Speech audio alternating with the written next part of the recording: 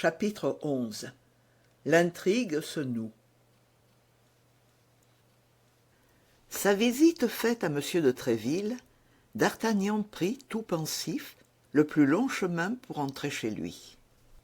À quoi pensait d'Artagnan qu'il s'écartait ainsi de sa route, regardant les étoiles du ciel, et tantôt soupirant, tantôt souriant? Il pensait à Madame Bonacieux. Pour un apprenti mousquetaire, la jeune femme était presque une idéalité amoureuse.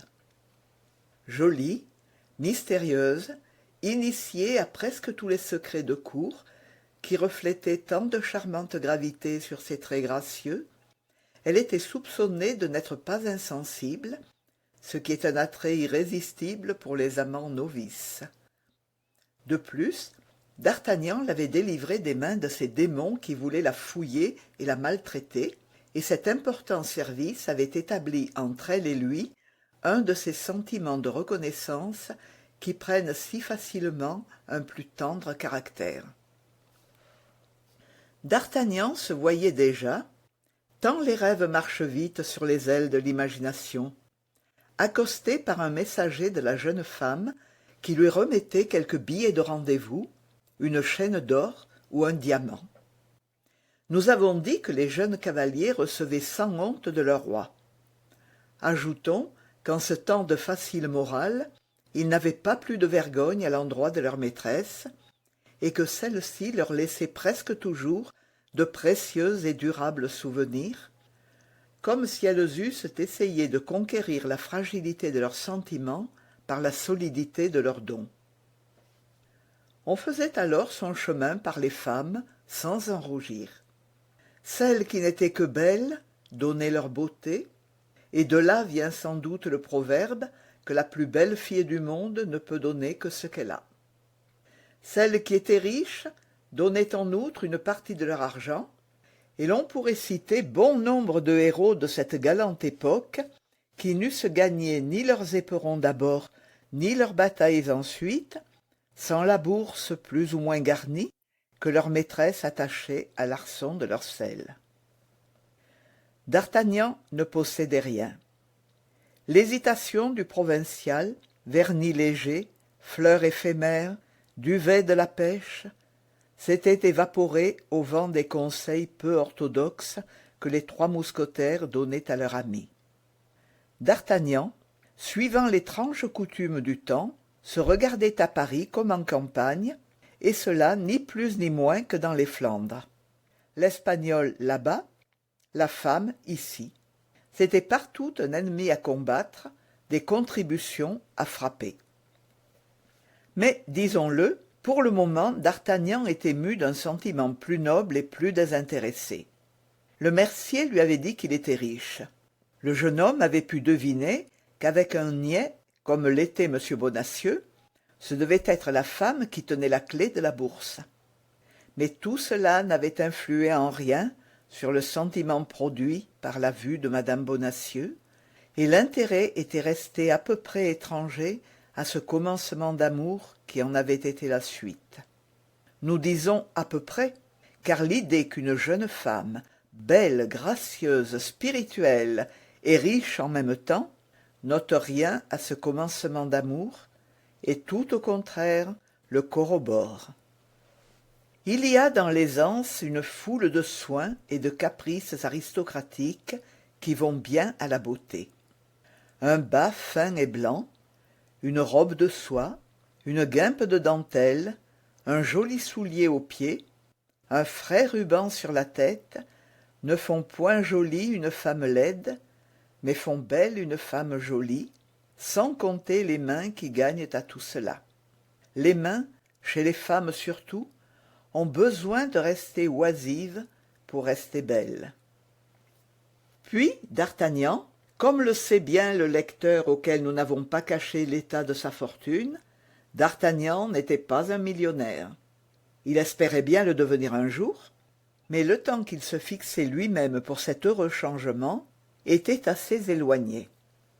En attendant, quel désespoir que de voir une femme qu'on aime désirer ces mille riens dont les femmes composent leur bonheur, et ne pouvoir lui donner ces 1000 riens. Au moins, quand la femme est riche et que l'amant ne l'est pas, ce qu'il ne peut lui offrir, elle se l'offre elle-même. Et quoique ce soit ordinairement avec l'argent du mari qu'elle se passe cette jouissance, il est rare que ce soit à lui qu'en revienne la reconnaissance. Puis d'Artagnan, disposé à être l'amant le plus tendre, était en attendant un ami très dévoué. Au milieu de ses projets amoureux sur la femme du mercier, il n'oubliait pas les siens.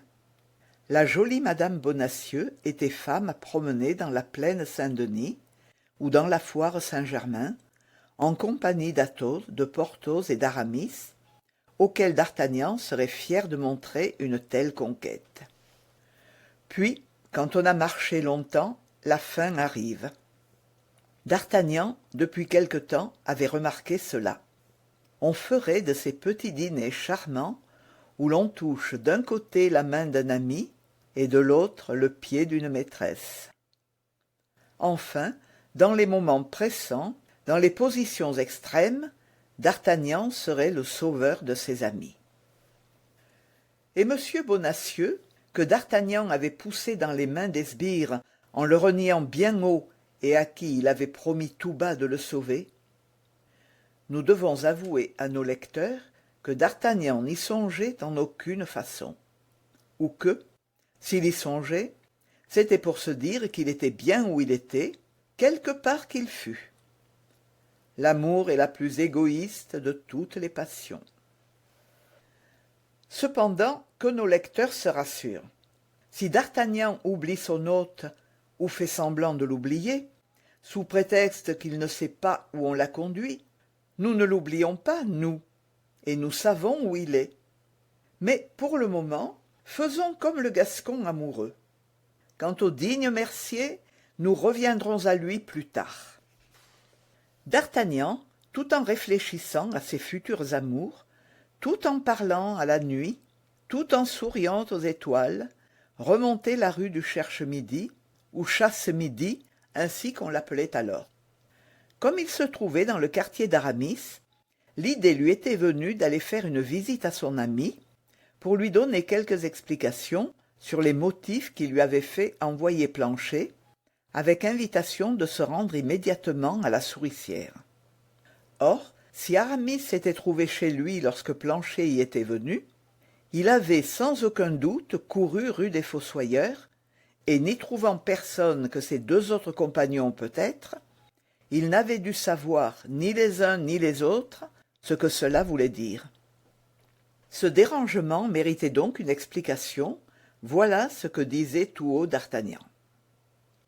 Puis, tout bas, il pensait que c'était pour lui une occasion de parler de la jolie petite madame Bonacieux, dont son esprit, sinon son cœur, était déjà tout plein.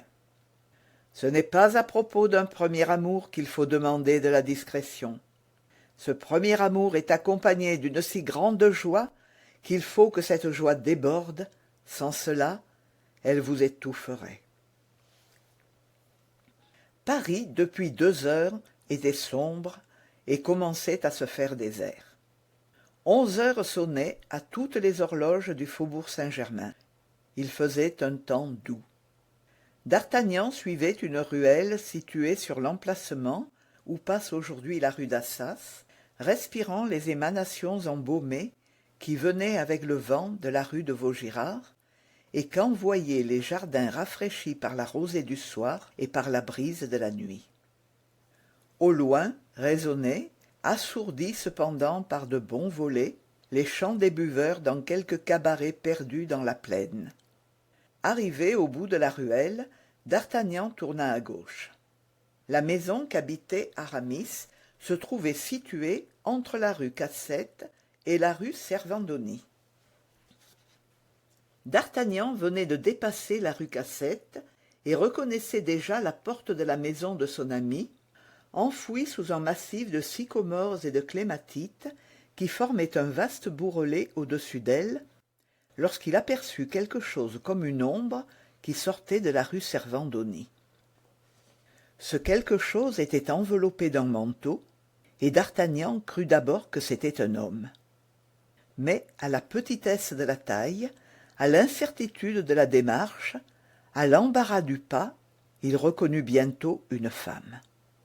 De plus, cette femme, comme si elle n'eût pas été bien sûre de la maison qu'elle cherchait, levait les yeux pour se reconnaître, s'arrêtait, retournait en arrière, puis revenait encore. D'Artagnan fut intrigué. « Si j'allais lui offrir mes services, pensa-t-il. À son allure, on voit qu'elle est jeune. Peut-être jolie. Oh oui. Mais une femme qui court les rues à cette heure ne sort guère que pour aller rejoindre son amant. Peste! Si j'allais troubler les rendez-vous, ce serait une mauvaise porte pour entrer en relation. » Cependant, la jeune femme s'avançait toujours, comptant les maisons et les fenêtres. Ce n'était au reste chose ni longue ni difficile. Il n'y avait que 3 hôtels dans cette partie de la rue, et 2 fenêtres ayant vue sur cette rue. L'une était celle d'un pavillon parallèle à celui qu'occupait Aramis, l'autre était celle d'Aramis lui-même. « Pardieu !» se dit d'Artagnan, auquel la nièce du théologien revenait à l'esprit. « Pardieu ! Il serait drôle que cette colombe attardée cherchât la maison de notre ami. Mais sur mon âme, cela y ressemble fort. Ah, mon cher Aramis, pour cette fois, j'en veux avoir le cœur net. » Et d'Artagnan, se faisant le plus mince qu'il put, s'abrita dans le côté le plus obscur de la rue, près d'un banc de pierre situé au fond d'une niche. La jeune femme continua de s'avancer, car, outre la légèreté de son allure, qui l'avait trahie, elle venait de faire entendre une petite toux qui dénonçait une voix des plus fraîches. D'Artagnan pensa que cette toux était un signal. Cependant, soit qu'on eût répondu à cette toux par un signe équivalent, qui avait fixé les irrésolutions de la nocturne chercheuse, soit que, sans secours étranger, elle eût reconnu qu'elle était arrivée au bout de sa course, elle s'approcha résolument du volet d'Aramis et frappa à 3 intervalles égaux avec son doigt recourbé. « C'est bien chez Aramis, » murmura d'Artagnan. « Ah, monsieur l'hypocrite, je vous y prends à faire de la théologie. » Les 3 coups étaient à peine frappés que la croisée intérieure s'ouvrit et qu'une lumière parut à travers les vitres du volet. « Ah ah !» fit l'écouteur, non pas aux portes, mais aux fenêtres. « Ah, la visite était attendue. Allons, le volet va s'ouvrir et la dame entrera par escalade. Très bien. » Mais, au grand étonnement de d'Artagnan, le volet resta fermé. De plus, la lumière qui avait flamboyé un instant disparut, et tout rentra dans l'obscurité. D'Artagnan pensa que cela ne pouvait durer ainsi, et continua de regarder de tous ses yeux et d'écouter de toutes ses oreilles. Il avait raison. Au bout de quelques secondes, 2 coups secs retentirent dans l'intérieur. La jeune femme de la rue répondit par un seul coup, et le volet s'entr'ouvrit. On juge si d'Artagnan regardait et écoutait avec avidité. Malheureusement, la lumière avait été transportée dans un autre appartement. Mais les yeux du jeune homme s'étaient habitués à la nuit. D'ailleurs, les yeux des Gascons ont, à ce qu'on assure, comme ceux des chats, la propriété de voir pendant la nuit. D'Artagnan vit donc la jeune femme tirer de sa poche un objet blanc qu'elle déploya vivement et qui prit la forme d'un mouchoir. Cet objet déployé, elle en fit remarquer le coin à son interlocuteur. Cela rappela à d'Artagnan ce mouchoir qu'il avait trouvé au pied de madame Bonacieux, lequel lui avait rappelé celui qu'il avait trouvé au pied d'Aramis. Que diable pouvait donc signifier ce mouchoir? Placé où il était, d'Artagnan ne pouvait voir le visage d'Aramis. Nous disons d'Aramis parce que le jeune homme ne faisait aucun doute que ce fût son ami qui dialogua de l'intérieur avec la dame de l'extérieur. La curiosité l'emporta donc sur la prudence, et profitant de la préoccupation dans laquelle la vue du mouchoir paraissait plonger les deux personnages que nous avons mis en scène, il sortit de sa cachette, et prompt comme l'éclair, mais étouffant le bruit de ses pas, il alla se coller à un angle de la muraille, d'où son œil pouvait parfaitement plonger dans l'intérieur de l'appartement d'Aramis. Arrivé là, D'Artagnan pensa jeter un cri de surprise. Ce n'était pas Aramis qui causait avec la nocturne visiteuse, c'était une femme. Seulement, D'Artagnan y voyait assez pour reconnaître la forme de ses vêtements, mais pas assez pour distinguer ses traits. Au même instant, la femme de l'appartement tira un second mouchoir de sa poche et l'échangea avec celui qu'on venait de lui montrer. Puis, quelques mots furent prononcés entre les deux femmes. Enfin, le volet se referma. La femme qui se trouvait à l'extérieur de la fenêtre se retourna et vint passer à 4 pas de D'Artagnan en abaissant la coiffe de sa mante. Mais la précaution avait été prise trop tard. D'Artagnan avait déjà reconnu Madame Bonacieux. Madame Bonacieux. Le soupçon que c'était elle lui avait déjà traversé l'esprit quand elle avait tiré le mouchoir de sa poche. Mais quelle probabilité que Madame Bonacieux, qui avait envoyé chercher M. de la Porte pour se faire reconduire par lui au Louvre, courût les rues de Paris, seule, à 11h30 du soir, au risque de se faire enlever une seconde fois. Il fallait donc que ce fût pour une affaire bien importante. Et quelle est l'affaire importante d'une femme de 25 ans? L'amour. Mais était-ce pour son compte ou pour le compte d'une autre personne qu'elle s'exposait à de semblables hasards?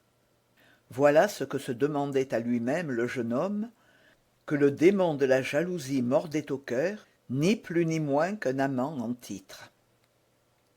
Il y avait au reste un moyen bien simple de s'assurer où allait Madame Bonacieux. C'était de la suivre. Ce moyen était si simple que D'Artagnan l'employa tout naturellement et d'instinct. Mais, à la vue du jeune homme qui se détachait de la muraille comme une statue de sa niche, et au bruit des pas qu'elle entendit retentir derrière elle, Madame Bonacieux jeta un petit cri et s'enfuit. D'Artagnan courut après elle. Ce n'était pas une chose difficile pour lui que de rejoindre une femme embarrassée dans son manteau. Il la rejoignit donc au tiers de la rue dans laquelle elle s'était engagée. La malheureuse était épuisée, non pas de fatigue mais de terreur, et quand D'Artagnan lui posa la main sur l'épaule, elle tomba sur un genou, en criant d'une voix étranglée. « Tuez-moi si vous voulez, mais vous ne saurez rien !» D'Artagnan l'en releva en lui passant le bras autour de la taille. Mais comme il sentait à son poids qu'elle était sur le point de se trouver mal, il s'empressa de la rassurer par des protestations de dévouement.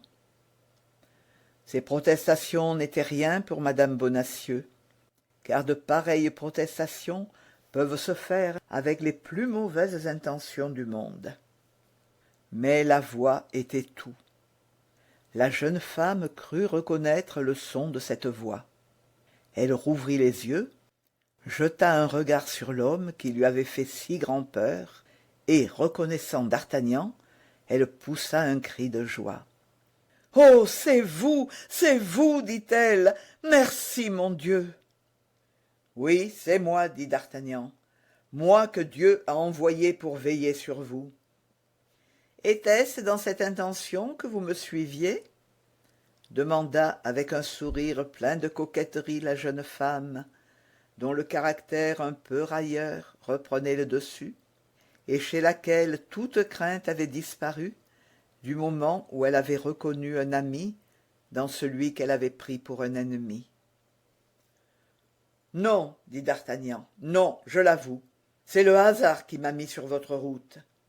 J'ai vu une femme frapper à la fenêtre d'un de mes amis. D'un de vos amis? Interrompit madame Bonacieux. Sans doute. Aramis est de mes meilleurs amis. Aramis? Qu'est-ce que cela? Allons donc, allez-vous me dire que vous ne connaissez pas Aramis? C'est la première fois que j'entends prononcer ce nom. C'est donc la première fois que vous venez à cette maison? Sans doute.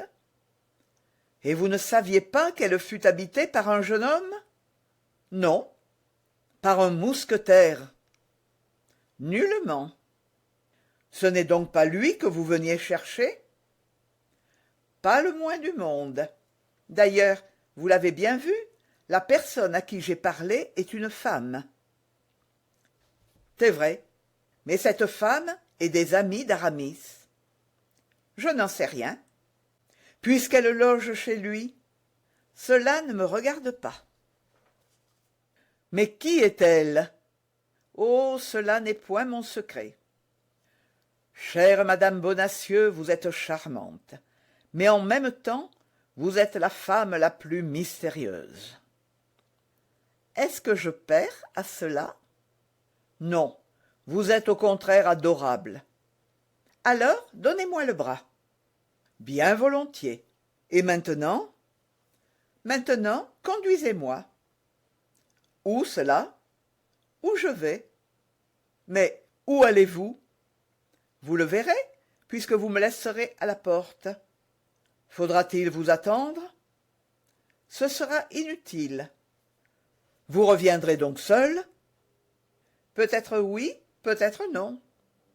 Mais la personne qui vous accompagnera ensuite, sera-t-elle un homme? Sera-t-elle une femme? Je n'en sais rien encore. Je le saurai bien, moi. Comment cela? Je vous attendrai pour vous voir sortir. En ce cas, adieu. Comment cela? Je n'ai pas besoin de vous. Mais vous aviez réclamé l'aide d'un gentilhomme et non la surveillance d'un espion. Le mot est un peu dur. Comment appelle-t-on ceux qui suivent les gens malgré eux? Des indiscrets. Le mot est trop doux. Allons, madame, je vois bien qu'il faut faire tout ce que vous voulez. Pourquoi vous être privée du mérite de le faire tout de suite? N'y en a-t-il donc aucun à se repentir? Et vous repentez-vous réellement? Je n'en sais rien moi-même, mais ce que je sais, c'est que je vous promets de faire tout ce que vous voudrez, si vous me laissez vous accompagner jusqu'où vous allez. Et vous me quitterez après? Oui. Sans m'épier à la sortie? Non. Parole d'honneur? Foi de gentilhomme. Prenez mon bras et marchons alors. D'Artagnan offrit son bras à madame Bonacieux, qui s'y suspendit, moitié rieuse, moitié tremblante, et tous deux gagnèrent le haut de la rue de la Harpe. Arrivée là, la jeune femme parut hésiter, comme elle avait déjà fait dans la rue de Vaugirard. Cependant, à de certains signes, elle sembla reconnaître une porte. Et, s'approchant de cette porte, « Et maintenant, monsieur, dit-elle, c'est ici que j'ai affaire. 1000 fois merci de votre honorable compagnie, qui m'a sauvée de tous les dangers auxquels seule j'eusse été exposée. Mais le moment est venu de tenir votre parole. Je suis arrivée à ma destination. Et vous n'aurez plus rien à craindre en revenant? Je n'aurai à craindre que les voleurs. N'est-ce donc rien? Que pourrait-il me prendre? Je n'ai pas un denier sur moi. Vous oubliez ce beau mouchoir brodé, armorié. Lequel? Celui que j'ai trouvé à vos pieds et que j'ai remis dans votre poche. Taisez-vous, taisez-vous, malheureux, s'écria la jeune femme. Voulez-vous me perdre? Vous voyez bien qu'il y a encore du danger pour vous, puisqu'un seul mot vous fait trembler, et que vous avouez que si on entendait ce mot, vous seriez perdue. Ah, tenez, madame, s'écria d'Artagnan en lui saisissant la main et en la couvrant d'un ardent regard. « Tenez, soyez plus généreuse, confiez-vous à moi. N'avez-vous donc pas lu dans mes yeux qu'il n'y a que dévouement et sympathie dans mon cœur ?» « Si fait, répondit madame Bonacieux. Aussi, demandez-moi mes secrets et je vous les dirai. Mais ceux des autres, c'est autre chose. » « C'est bien, dit d'Artagnan, je les découvrirai. Puisque ces secrets peuvent avoir une influence sur votre vie, il faut que ces secrets deviennent les miens. »« Gardez-vous-en bien, s'écria la jeune femme avec un sérieux qui fit frissonner d'Artagnan malgré lui. « Oh, ne vous mêlez en rien de ce qui me regarde, ne cherchez point à m'aider dans ce que j'accomplis. Et cela, je vous le demande au nom de l'intérêt que je vous inspire, au nom du service que vous m'avez rendu, et que je n'oublierai de ma vie. Croyez bien plutôt à ce que je vous dis. Ne vous occupez plus de moi, je n'existe plus pour vous, que ce soit comme si vous ne m'aviez jamais vu. »« Aramis doit-il en faire autant que moi, madame ?» dit d'Artagnan piqué.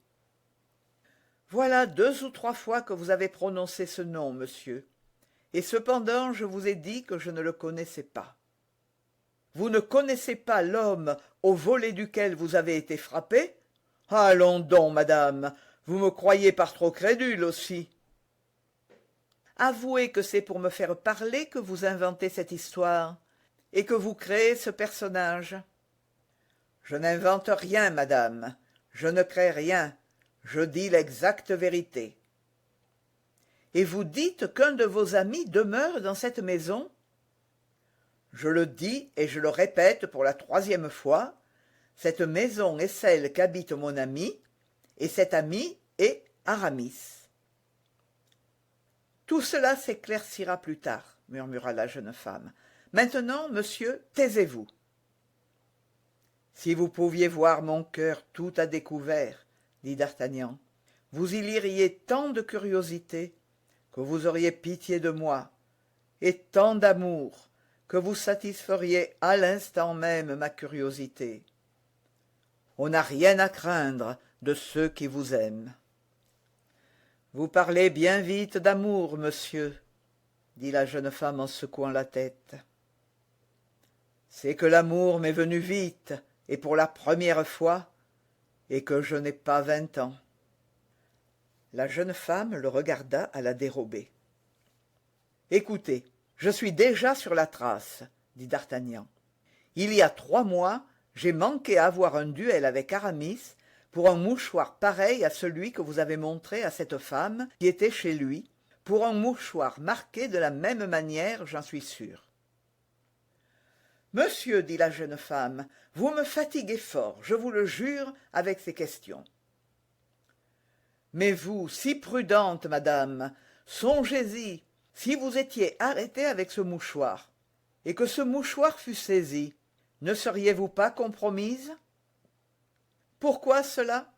Les initiales ne sont-elles pas les miennes? C. B. Constance Bonacieux.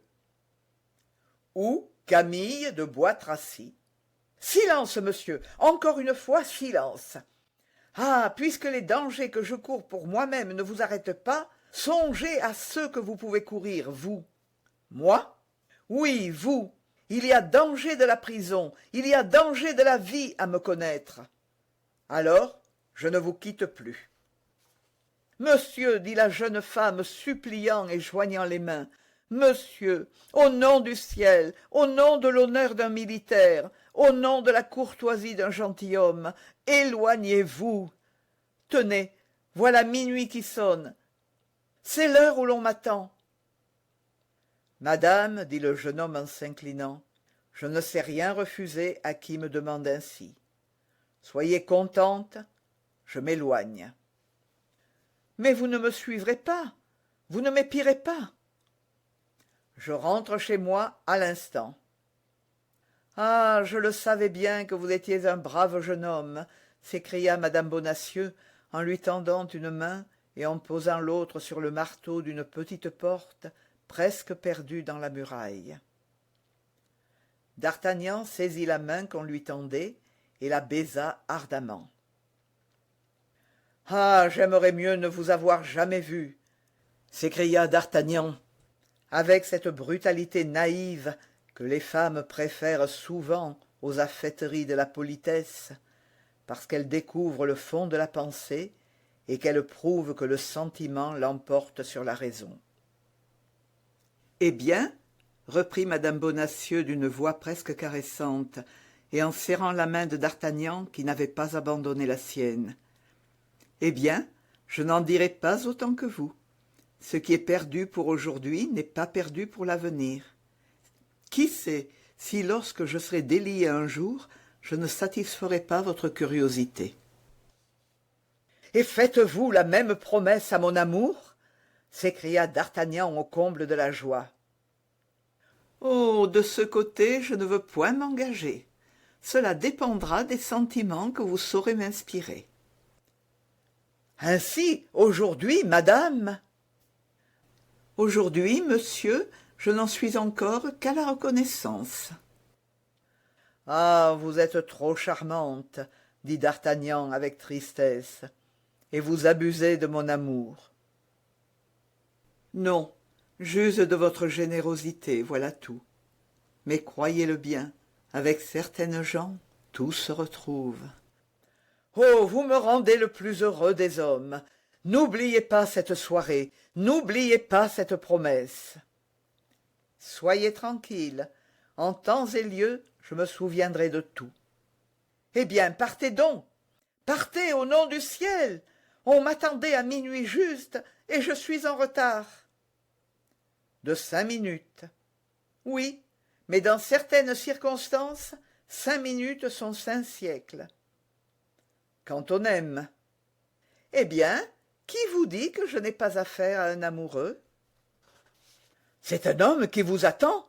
s'écria d'Artagnan. « Un homme !»« Allons, voilà la discussion qui va recommencer, » fit madame Bonacieux avec un demi-sourire qui n'était pas exempt d'une certaine teinte d'impatience. « Non, non, je m'en vais, je pars. Je crois en vous, je veux avoir tout le mérite de mon dévouement. Ce dévouement dût-il être une stupidité.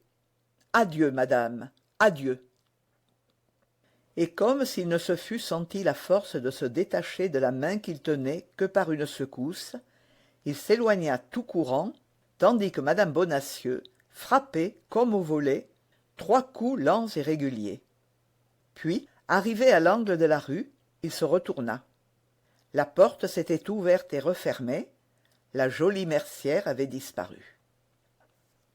D'Artagnan continua son chemin.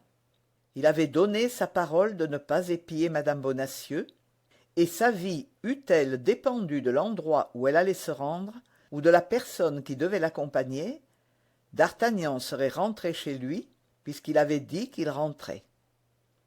5 minutes après, il était dans la rue des Fossoyeurs. « Pauvre Athos, disait-il, il ne saura pas ce que cela veut dire. Il se sera endormi en m'attendant, ou il sera retourné chez lui, et en rentrant, il aura appris qu'une femme y était venue. Une femme chez Athos. Après tout, continua d'Artagnan, il y en avait bien une chez Aramis. Tout cela est fort étrange, et je serais bien curieux de savoir comment cela finira. « Mal, monsieur, mal !» répondit une voix que le jeune homme reconnut pour celle de Planchet. Car tout en monologuant tout haut, à la manière des gens très préoccupés, il s'était engagé dans l'allée au fond de laquelle était l'escalier qui conduisait à sa chambre. « Comment, mal? Que veux-tu dire, imbécile ?» demanda d'Artagnan. « Qu'est-il donc arrivé ?»« Toutes sortes de malheurs. »« Lesquels ?»« D'abord, monsieur Athos est arrêté. »« Arrêté? Athos? Arrêté? Pourquoi ? » ?»« On l'a trouvé chez vous, on l'a pris pour vous. »« Et par qui a-t-il été arrêté ? » ?»« Par la garde qu'ont été chercher les hommes noirs que vous avez mis en fuite. » »« Pourquoi ne s'est-il pas nommé ? Pourquoi n'a-t-il pas dit qu'il était étranger à cette affaire ? » » Il s'en est bien gardé, monsieur. Il s'est au contraire approché de moi et il m'a dit: c'est ton maître qui a besoin de sa liberté en ce moment, et non pas moi, puisqu'il sait tout et que je ne sais rien. On le croira arrêté, et cela lui donnera du temps. Dans 3 jours, je dirai qui je suis, et il faudra bien qu'on me fasse sortir. Bravo, Athos, noble cœur, murmura d'Artagnan. Je le reconnais bien là. Et qu'ont fait les sbires? 4 l'ont emmené je ne sais où, à la Bastille ou au Fort-l'Évêque. 2 sont restés avec les hommes noirs, qui ont fouillé partout et qui ont pris tous les papiers. Enfin, les 2 derniers, pendant cette expédition, montaient la garde à la porte. Puis, quand tout a été fini, ils sont partis, laissant la maison vide et tout ouvert. Et Porthos et Aramis? Je ne les avais pas trouvés, ils ne sont pas venus. Mais ils peuvent venir d'un moment à l'autre, car tu leur as fait dire que je les attendais. Oui, monsieur. Eh bien, ne bouge pas d'ici. S'ils viennent, préviens-les de ce qui m'est arrivé, qu'ils m'attendent au cabaret de la Pomme de Pin. Ici, il y aurait danger, la maison peut être espionnée. Je cours chez monsieur de Tréville pour lui annoncer tout cela, et je les y rejoins. C'est bien, monsieur, dit Planchet. Mais tu resteras. Tu n'auras pas peur, dit d'Artagnan en revenant sur ses pas pour recommander le courage à son laquais. Soyez tranquille, monsieur, dit Planchet. Vous ne me connaissez pas encore. Je suis brave quand je m'y mets. Allez. C'est le tout de m'y mettre. D'ailleurs, je suis picard. Alors, c'est convenu, dit d'Artagnan. Tu te fais tuer plutôt que de quitter ton poste. Oui, monsieur, et il n'y a rien que je ne fasse pour prouver à monsieur que je lui suis attaché. Bon, dit en lui-même d'Artagnan, il paraît que la méthode que j'ai employée à l'égard de ce garçon est décidément la bonne. J'en userai dans l'occasion. Et de toute la vitesse de ses jambes, déjà quelque peu fatigué cependant par les courses de la journée, d'Artagnan se dirigea vers la rue du Colombier. M. de Tréville n'était point à son hôtel. Sa compagnie était de garde au Louvre. Il était au Louvre avec sa compagnie. Il fallait arriver jusqu'à M. de Tréville. Il était important qu'il fût prévenu de ce qui se passait. D'Artagnan résolut d'essayer d'entrer au Louvre. Son costume de garde dans la compagnie de M. des Essarts lui devait être un passeport. Il descendit donc la rue des Petits-Augustins et remonta le quai pour prendre le Pont-Neuf. Il avait eu un instant l'idée de passer le bac, mais en arrivant au bord de l'eau, il avait machinalement introduit sa main dans sa poche et s'était aperçu qu'il n'avait pas de quoi payer le passeur. Comme il arrivait à la hauteur de la rue Guénégaud, il vit déboucher de la rue Dauphine un groupe composé de 2 personnes et dont l'allure le frappa. Les 2 personnes qui composaient le groupe étaient l'un un homme, l'autre une femme. La femme avait la tournure de madame Bonacieux, et l'homme ressemblait à s'y méprendre à Aramis. En outre, la femme avait cette mante noire que d'Artagnan voyait encore se dessiner sur le volet de la rue de Vaugirard et sur la porte de la rue de la Harpe. De plus, l'homme portait l'uniforme des mousquetaires. Le capuchon de la femme était rabattu, l'homme tenait son mouchoir sur son visage. Tous deux, cette double précaution l'indiquait, tous deux avaient donc intérêt à n'être point reconnus. Ils prirent le pont. C'était le chemin de d'Artagnan, puisque d'Artagnan se rendait au Louvre. D'Artagnan les suivit. D'Artagnan n'avait pas fait 20 pas qu'il fut convaincu que cette femme c'était madame Bonacieux et que cet homme c'était Aramis. Il sentit à l'instant même tous les soupçons de la jalousie qui s'agitaient dans son cœur. Il était doublement trahi, et par son ami, et par celle qu'il aimait déjà comme une maîtresse. Madame Bonacieux lui avait juré ses grands dieux qu'elle ne connaissait pas Aramis, et un quart d'heure après qu'elle lui avait fait ce serment, il la retrouvait au bras d'Aramis. D'Artagnan ne réfléchit pas seulement qu'il connaissait la jolie mercière depuis 3 heures seulement, qu'elle ne lui devait rien qu'un peu de reconnaissance pour l'avoir délivré des hommes noirs qui voulaient l'enlever, et qu'elle ne lui avait rien promis. Il se regarda comme un amant outragé, trahi, bafoué. Le sang et la colère lui montèrent au visage. Il résolut de tout éclaircir. La jeune femme et le jeune homme s'étaient aperçus qu'ils étaient suivis, et ils avaient doublé le pas. D'Artagnan prit sa course, les dépassa, puis revint sur eux au moment où il se trouvait devant la Samaritaine, éclairé par un réverbère qui projetait sa lueur sur toute cette partie du pont. D'Artagnan s'arrêta devant eux, et ils s'arrêtèrent devant lui. « Que voulez-vous, monsieur ?» demanda le mousquetaire en reculant d'un pas et avec un accent étranger qui prouvait à D'Artagnan qu'il s'était trompé dans une partie de ses conjectures. « Ce n'est pas Aramis ?» s'écria-t-il. « Non, monsieur, ce n'est point Aramis, et à votre exclamation, je vois que vous m'avez pris pour un autre, et je vous pardonne. »« Vous me pardonnez ?» s'écria D'Artagnan. « Oui, répondit l'inconnu. « Laissez-moi donc passer, puisque ce n'est pas à moi que vous avez affaire. »« Vous avez raison, monsieur, dit D'Artagnan. Ce n'est pas à vous que j'ai affaire, c'est à madame. »« À madame ? Vous ne la connaissez pas, dit l'étranger. »« Vous vous trompez, monsieur, je la connais. »« Ah, fit madame Bonacieux d'un ton de reproche, ah, monsieur, j'avais votre parole de militaire et votre foi de gentilhomme. J'espérais bien pouvoir compter dessus. »« Et moi, madame, dit D'Artagnan embarrassé, vous m'aviez promis. »« Prenez mon bras, madame, dit l'étranger, et continuons notre chemin. » Cependant, D'Artagnan, étourdi, atterré, anéanti par tout ce qui lui arrivait, restait debout et les bras croisés devant le mousquetaire et madame Bonacieux. Le mousquetaire fit 2 pas en avant et écarta D'Artagnan avec la main. D'Artagnan fit un bond en arrière et tira son épée. En même temps, et avec la rapidité de l'éclair, l'inconnu tira la sienne. « Au nom du ciel, milord !» s'écria madame Bonacieux en se jetant entre les combattants et prenant les épées à pleine main. « Milord !» s'écria D'Artagnan, illuminé d'une idée subite. « Milord ! Pardon, monsieur, mais est-ce que vous seriez ?»« Milord, duc de Buckingham, » dit madame Bonacieux à demi-voix.